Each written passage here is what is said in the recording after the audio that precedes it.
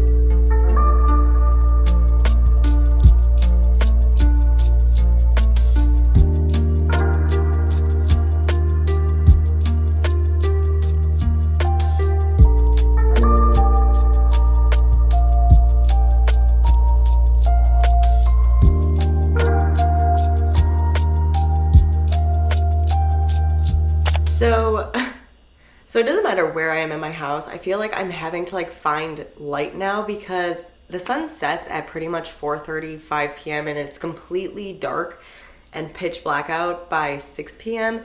And we're getting to that point of the day where there's just really no sun and it's gloomy, and this is normal for wintertime, but it's just so annoying to try to find good time after I'm done working for a decent light. And maybe I need to invest in one of those just light systems, like those round lights. I don't know, but it is what it is. Anyways, I have to give you guys a reading update because I haven't given you one yet. So I did pick up The 10,000 Doors of January by Who Are You? By Alex E. Haro. After reading through a lot of the different synopsises from all of my November TBR, this one just sounded the most interesting to me because I love this idea. The idea behind it and the uniqueness of the magic system just sounded really enrapturing to me. I liked this idea of almost a story within a story, and that there's portal magic and these different worlds, and this idea of adventure and finding yourself and finding your family and love. I just loved all of that. And so it was what really drew me in, and Haro does such an amazing job of really pulling you in with their words and the way they write. It's so detailed and warm and inviting, and you want to turn the pages. You want to know what comes next. You want to know what's going on in January, our main character's life. You want to know more about this world, this magic system of where there's these things called doors with a capital D, and they bring you to other worlds with other individuals or creatures in them.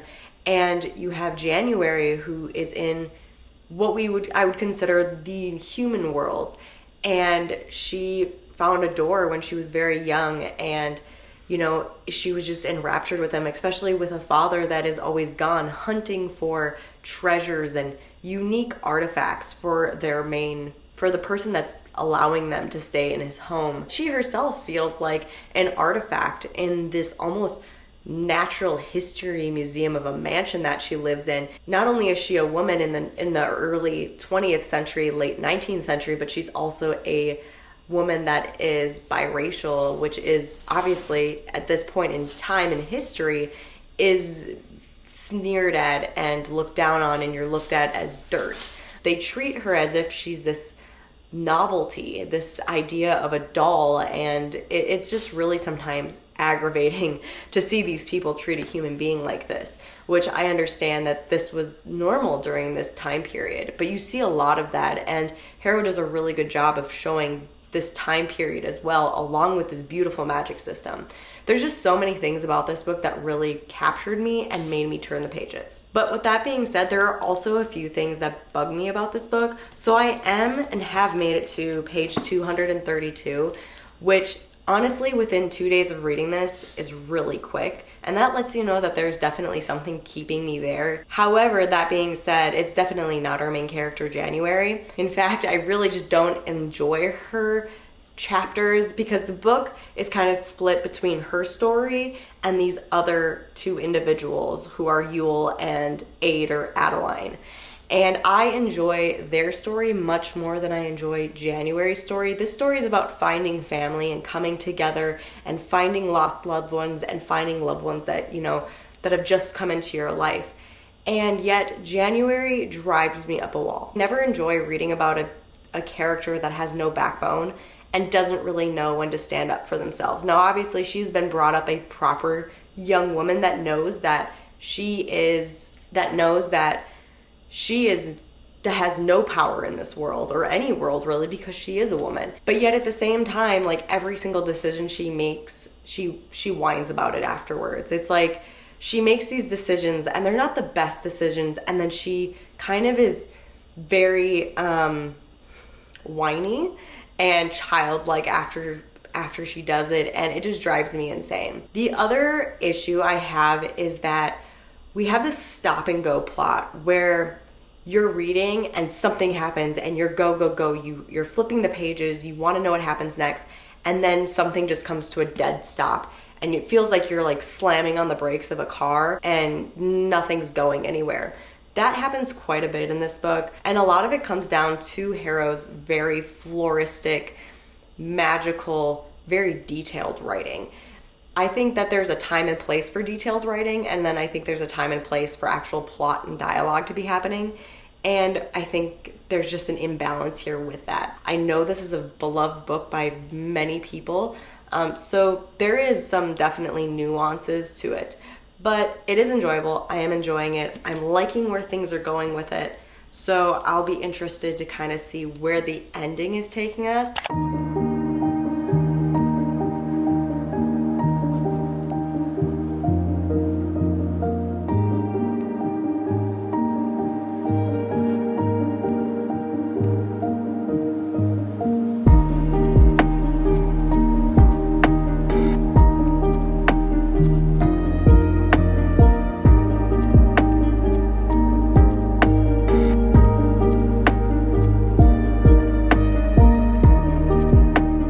So I officially finished at least one book from my November TBR, and I'm feeling very accomplished right now. So I ended up giving the 10,000 Doors of January a solid 4-star. It was really enjoyable. I enjoyed the characters, I enjoyed the plot, I loved the magic system. I think that's what really enraptured me with this book, was the magic system was so beautiful, and I love the idea of portal magic and story magic, and just how this was like you're reading a book about a magical world. It was just really enjoyable. There were a few things in here that definitely bothered me.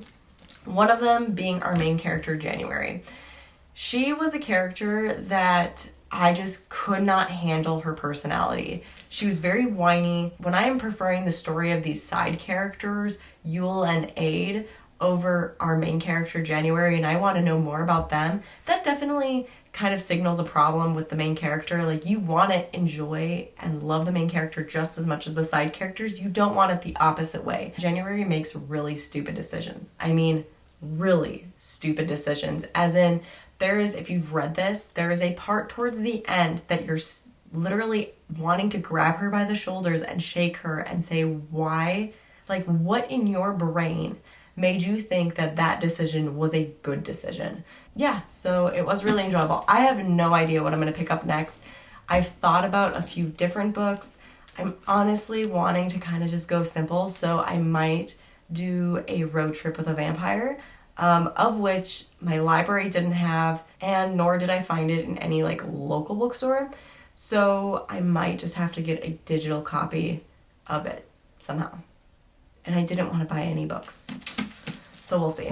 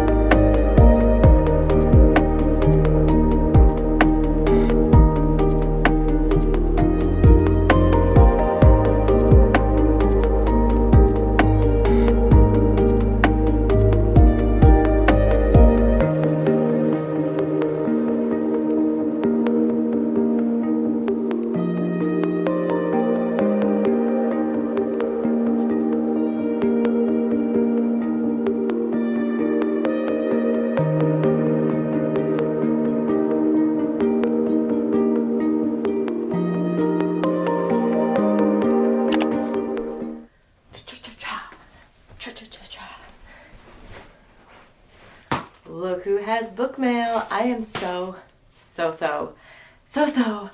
excited for this book mail. Like literally, I am so very excited for this book mail because one, I don't get book mail anymore. I don't order books often enough just because I've been trying to read everything that's in my personal library and I've done so well. The last time I bought books was for my birthday, but this I didn't buy. Well, technically I did, but I pre-ordered it last year. Now here's the thing. I got this in the mail and I thought, my husband must have ordered something. And I looked where it was from. No, it was for me. And it was from a different country. And then I realized, wait a second, is this the pre-order that I thought was coming out in 2026? Because here's the thing. I thought that this book, that if I'm correct, I thought this book was coming out in 2026, not in 2025. So let me show you guys. Let me show you what book. Oh no, I think I broke the thing. I can never get these like pull tab things to work correctly. It is stunning. Stop it. But look at her. Oh my gosh. Okay, so this is the UK, specifically the Waterstone Special Edition of Empire of the Dawn by J. Kristoff. It is the Empire of the Vampire, the last book in the Empire of the Vampire trilogy by J. Kristoff. I thought for some reason that when I was looking at the release date for it, that it was going to come out in 2026, which I wouldn't have been surprised. I do not pre-order special editions of any books. I don't feel the need to. I don't like buying extra copies of books or anything like that. These are the only books I have gone out of my way to not only pre-order, but to get the special edition. And this one, I believe, is signed by Sir Kristoff himself. It is. Look at it. Just look at it. This is Empire of the Damned, and this is Empire of the Dawn, and they just look so stunning next to each other. Yeah. I just needed to like interrupt this video already.